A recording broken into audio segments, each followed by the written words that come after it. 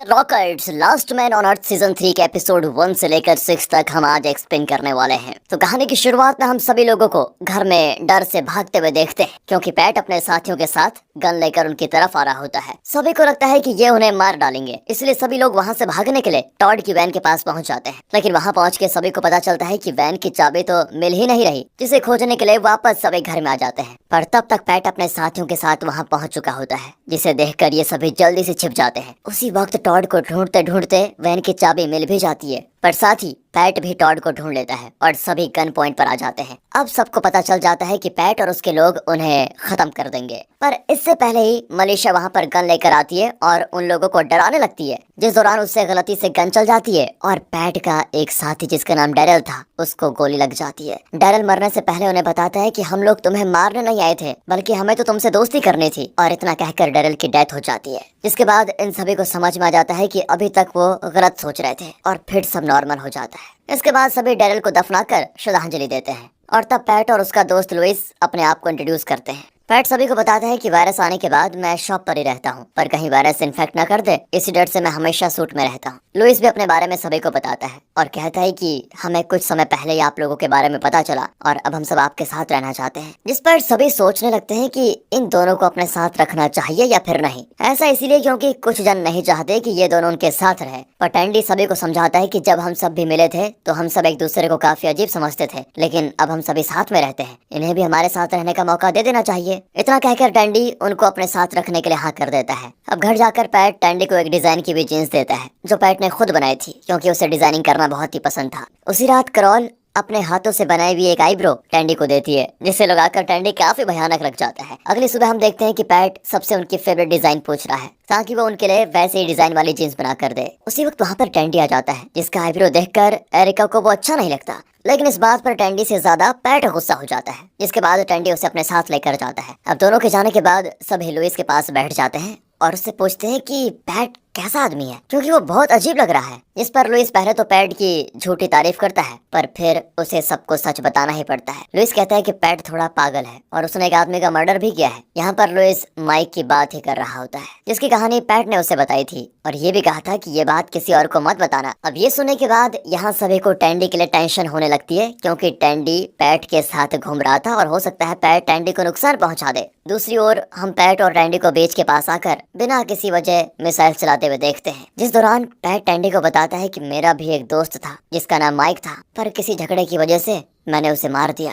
जिस पर टैंडी भी कह देता है कि मेरे भाई का नाम भी माइक है, पर वो हमारे साथ नहीं रहता। अब दोनों को थोड़ा शक भी होता है कि कहीं वो सेम माइक की बात तो नहीं कर रहा है, पर माइक तो एक कॉमन नाम है, इसलिए दोनों इस पर ज्यादा ध्यान नहीं देते और आगे बात करते हैं। अब घर लौटने के बाद पैट टैंडी की फैमिली फोटो देखता है, जिसमें उसे माइक दिख जाता है और वो समझ जाता है कि माइक जिसे उसने मारा वो टैंडी का भाई है और पहले वो यहीं पर रह रहा था। लेकिन दोस्तों, उस समय माइक पूरी तरह से नहीं मरा था, वो सिर्फ घायल हुआ था, जिसकी वजह से पैट एक गन लेकर सभी पर पॉइंट कर देता है और कहता है कि उस वायरस से इन्फेक्टेड माइक को तुमने कहाँ छिपाया हुआ है बताओ, जिसका किसी के पास कोई जवाब नहीं होता। और पैट तभी गन से फायर करने की कोशिश करता है, बट अनफॉर्चुनेटली गन में गोलियां नहीं होती, जिससे सभी की जान बच जाती है और यहाँ सब वैन लेकर वहाँ से भागने लग जाते हैं। पर तभी उनके सामने फिर से पैट आ जाता है, जो इस बार उन पर गोलियां भी चलाता है। लेकिन तभी टॉड पैट को उड़ाते हुए सभी को वहाँ से लेकर चला जाता है। यहाँ से ये सभी एक दूसरे घर में जाते हैं, जिसके मालिक की पहले मौत हो गई थी। वहाँ लुइस सभी से कहता है कि हमें पता करना होगा कि पैट जिंदा है या फिर नहीं, क्योंकि अगर पैट जिंदा है तो वो हमें मारने जरूर आएगा। जिसके बाद इस सवाल का जवाब ढूंढने का जिम्मा टैंडी अपने सर पर ले लेता है और वो पैट के पास कुछ क्लोन्स को लेकर पहुंच जाता है, ताकि पैट को ऐसा लगे कि वो अकेला नहीं आया है। पर टैंडी वहाँ देखता है कि पैट तो बिल्कुल भी हिल नहीं रहा और कहता है कि ये बेचारा तो नर्क में चला गया। जिसके बाद टैंडी पैट को उठाकर कचरे के डिब्बे में फेंक देता है और घर में आकर सभी से कहता है कि पैट मर गया। इसे सुनकर सभी बड़े खुश भी होते हैं, बस टॉड को छोड़ के, क्योंकि उसे लग रहा होता है कि उसने पैट की जान ली, जो कि गलत बात है। हालांकि सभी इस पर टॉड को समझाते भी हैं कि वो बुरा आदमी था, कोई बात नहीं, पर वो फिर भी दुखी रहता है। तो टैंडी उससे झूठ कहता है कि पैट मरा नहीं, पैट जिंदा है। तब जाकर टॉड रोना बंद कर देता है और कहता है कि मुझे पैट से माफी मांगनी है। टैंडी कहता है कि हम दोनों कुछ देर के बाद पैट से मिलने जाएंगे, तुम टेंशन मत लो। अब दोनों अपने पुराने घर पर पहुंचते हैं, जहां पैट ने दीवारों पर लिखा होता है कि मैं तुम सबको मार डालूंगा। और टॉड के लिए तो उसने एक डिजाइन वाली जेन भी बनाई होती है, लेकिन दोस्तों गंदा डिजाइन और गंदी हैंडराइटिंग को देखकर हम तो समझ लेते हैं कि ये पक्का पैट ने नहीं बल्कि टैंडी ने ही किया है, ताकि टॉड को ये लगे कि पैट जिंदा है और टॉड को ज्यादा दुख ना हो। घर आकर फिर से सभी पैट की बात करने लगते हैं, जिसमें टैंडी सभी से कहता है कि पैट सच में मारा गया है, पर मैंने थोड़ी देर पहले टॉड से ये कहा कि वो जिंदा है। लेकिन कुछ देर के बाद टॉड भी समझ जाता है कि टैंडी झूठ बोल रहा था, और ये सुनकर टॉड गले फाड़कर रोने लगता है। सभी फाइनली फिर घर लौट आते हैं। तभी क्रोल नोटिस करती है कि पैट की शिप गायब है, और फिर टैंडी पैट की बॉडी देखने उसी जगह पर जाता है जहां उसने उसे फेंका था, पर वहां पर पैट की बॉडी होती नहीं, जिससे सभी समझ जाते हैं कि पैट पक्का जिंदा है और वो समुद्र में चला गया है। लेकिन अब वो कभी भी उन पर हमला कर सकता है, जिसके लिए टैंडी पूरे घर में सेंसर्स लगाता है, ताकि जैसे ही कोई बाहर वाला उनके घर में आए सेंसर्स सभी को अलर्ट कर दे। पर उसी रात सेंसर्स एरिका के घर आने से बचने लगते हैं, जिससे किसी को समझ नहीं आता कि एरिका इतनी रात को बाहर क्यों गई थी। अगले दिन लुइस और टैंडी जब बीच पर होते हैं, तभी टैंडी के एक बॉल फेंकने पर बीच पर ब्लास्ट हो जाता है, जिसके बाद मलिशा सभी को बताती है कि मैंने बीच पर लैंड माइन्स लगा दिए हैं, जिससे पैट हम तक पहुंच न पाए। पर ये देखकर लुइस सभी से कहता है कि हम सब कब तक इतना डर डर के रहेंगे, इससे अच्छा तो हमें यहाँ से कहीं और शिफ्ट हो जाना चाहिए। टैंडी कहता है कि तुम अभी यहाँ पर आए हो, हम सब बहुत समय से यहाँ पर रह रहे हैं, इस घर से हमारे इमोशंस जुड़े हुए हैं और इसी वजह से कोई भी इसको छोड़कर नहीं जाना चाहता। और अब सभी अपनी सुरक्षा के लिए सेल्फ डिफेंस सीखने लगते हैं। टैंडी एक इलेक्ट्रिक गन अपने पास रखता है, जिससे वो गलती से लुइस को उसी रात शूट कर देता है, लेकिन उसके बाद वो उससे माफी भी मांगता है। उसी रात जब सब सो रहे होते हैं, तभी सारे आराम से एक साथ बजने लगते हैं, जिससे डरकर सभी हॉल में आ जाते हैं। और तभी लुइस कहता है कि मलेशिया बाहर फायरिंग कर रही थी, जिसकी वजह से यहाँ के अलार्म्स एक्टिवेट हो गए हैं। मैं फिर कह रहा हूँ कि हम सब यहाँ इतने डर के नहीं रह सकते, इसलिए हमें यहाँ से कहीं और चले जाना चाहिए, पैट कभी भी हमें मार सकता है। इस पर सभी लुइस से एग्री करते हैं कि वो सही कह रहा है, और लुइस भी टैंडी से कहता है कि हम लोग मोमेंट्स और इमोशंस कहीं भी बना सकते हैं, कहीं भी जी सकते हैं, पर जिंदा रहना सबसे जरूरी है। इसके बाद अगले दिन सभी अपने सामान की पैकिंग करते हैं और गॉर्डन के पुतले को भी पैक कर लेते हैं। आखिरी बार सभी उनके खोए हुए दोस्तों को गुड बाय कहते हैं, जिसके बाद फाइनली ये लोग उस जगह को छोड़कर चले जाते हैं। अब हम देखते हैं कि सभी लोग अलग अलग गाड़ियों से जा रहे हैं और वॉकी टॉकी के जरिए एक दूसरे से ये कम्युनिकेट कर रहे हैं। तभी एरिका और लुइस की कार खराब हो जाती है, जिसे ठीक करने के लिए वो रुक जाते हैं और गेल भी वहीं पर आ जाती है। लेकिन गेल की कार तो ऑटो ड्राइवर मोड में थी, जिस वजह से वो कार बिना गेल को लिए अपने आप वहां से चली जाती है। कुछ देर के बाद वहां पर टैंडी आता है, जो एरिका की कार को ठीक करने की कोशिश करता है, लेकिन उसमें वो अपना हाथ जला लेता है। टॉड और मलिशा भी फिर वहीं पर रुक जाते हैं। इसी बीच टॉड फिर गेल के सामान में गॉर्डन के पुतले को देखता है, जिस पर दोनों में बहस भी होने लग जाती है। और अब कोई रास्ता न निकल पाने की वजह से सभी वहीं पर रात बिताने का फैसला करते हैं, जहां बात करते करते उन्हें ये भी पता चल जाता है कि लुइस असल में गे है, यानी कि उसे मर्दों से अट्रैक्शन होता है। और इसे सुनकर टैंडी को बहुत अजीब भी फील होता है। अगली सुबह वापस अपने सफर पर निकलते हैं। टैंडी सभी से कहता है कि हम सैन फ्रांसिस्को जा रहे हैं, जिसके बाद सभी सैन फ्रांसिस्को पहुंच जाते हैं। पूरा शहर जला हुआ है, जिस पर टैंडी कहता है कि जरूर तूफान के देवता थॉर ने इस शहर को जला दिया होगा। लेकिन फिर भी हमें सच दिखाया जाता है कि 2 साल पहले टैंडी जब अकेला सैन फ्रांसिस्को आया था, तब उसने फायर क्रैकर्स की एक फैक्ट्री में आग लगा दी थी, जिसकी वजह से आज सैन फ्रांसिस्को का ये हाल है। खैर सभी लोग यहाँ से आगे बढ़ते हैं, जिस दौरान गेल और टॉड दोनों कार में बहुत बातें करने लगते हैं और इससे मलिशा की नींद टूट जाती है। दूसरी ओर एरिक और करोल कार में एसी को लेकर झगड़ा करने लगते हैं, जिसके बाद उनकी किस्मत खराब रहती है तो कार खराब हो जाती है। फिर वो दोनों टॉड की वैन में चले जाते हैं। कुछ देर के बाद टॉड की भी वैन खराब हो जाती है और एंड में सभी लोग टैंडी की बस में चले जाते हैं, जिसका टैंडी सभी से बदला लेता है अपना गंदा गाना सुनाकर। उसी दौरान